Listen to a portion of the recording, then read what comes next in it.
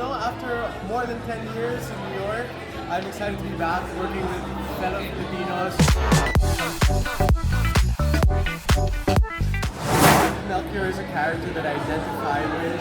His philosophical temperament, his search for knowledge, his curiosity, his willingness to stand up and have these difficult conversations and speak up when things are not going right. I think that requires a lot of courage, and it comes, I think, with age and having experience and learning. I'm able to embody that sort of energy.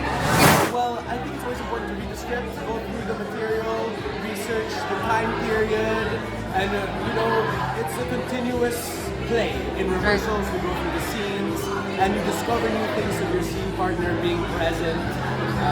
It's all an exploration process. Right. And I think what is most important to me is to always go back to the script and the lines and what they're saying and what's happening. Because it's very easy to get carried away with the themes and the drama of it all, but when you're not specific about each moment and what's going on, the storytelling is not as clear. So I always try to go back to that. After more than 10 years in New York, I'm excited to be back working with fellow Filipinos. We give so much heart and so much performance.